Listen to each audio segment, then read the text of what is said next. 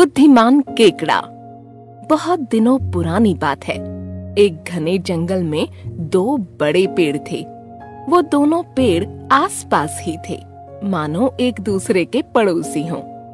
उन पेड़ों पर बहुत सारे सारस पक्षी रहा करते थे और पेड़ के किसी कोने में एक भयानक सांप भी रहा करता था। जब सारस पक्षी दाना पानी ढूंढने जंगल जाते तो वह सांप पेड़ पर चढ़ता और अपना पेट भरने के लिए उस पेड़ पर रहने वाले सारस के छोटे छोटे बच्चों को खा जाता। ऐसा अब रोज होने लगा। सांप रोज उन छोटे छोटे बच्चों को निगल जाता और बेचारे सारस पक्षी उसका कुछ बिगाड़ न पाते। एक दिन एक केकड़े ने देखा कि एक तालाब के किनारे सारस पक्षी रो रहे हैं। केकड़ा उनके पास गया और उनसे कारण पूछा। अरे सारस भाई, आप सभी क्यों रो रहे हो? क्या हुआ? कोई तकलीफ है? एक सारस बोला। हाँ केकड़ा भाई, हम एक मुसीबत में फंस गए हैं। हम जिस पेड़ पर रहते हैं वहाँ एक दुष्ट सांप रहता है और वो उसका पेट भरने के लिए हमारे बच्चों को खा जाता है। हम करे तो क्या करे? केकड़े ने मन में सोचा कि सारस पक्षी तो हमारे जाति का भी दुश्मन है।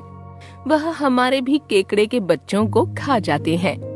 क्यों न मैं एक ऐसी चाल चलूं जिससे सांप भी मरे और साथ ही साथ यह सारस पक्षी भी खत्म हो जाएं।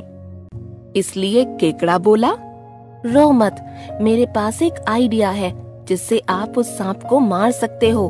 हाँ हाँ, जल्दी बोलो, कौन सी आइडिया है? सारस ने पूछा। वहाँ उस पेड़ के कुछ ही दूरी पर एक मुंगूस रहता है।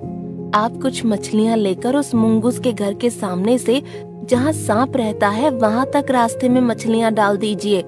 मुंगूस एक एक मछलियाँ खाते खाते उस सांप के घर के पास पहुँच जाएगा और आगे आपको तो पता ही है कि क्या होगा। मुंगूस और सांप की लड़ाई, कौन जीतेगा ये मुझे बोलने की जरूरत ही नहीं, समझे? केकड़ा बोला। यह सुनकर सारस पक्षी बहुत खुश हो गए।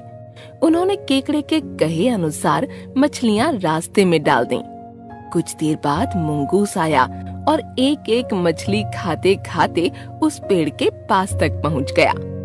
उसने वहाँ उस सांप को देख लिया और देखते ही मुंगूस सांप पर झपट पड़ा और आखिरकार मुंगूस ने उस दुष्ट सांप को मार डाला। परंतु सांप को मारने के बाद मुंगूस अपने घर जाने के बजाय वहाँ उस पेड़ पर चढ़ गया।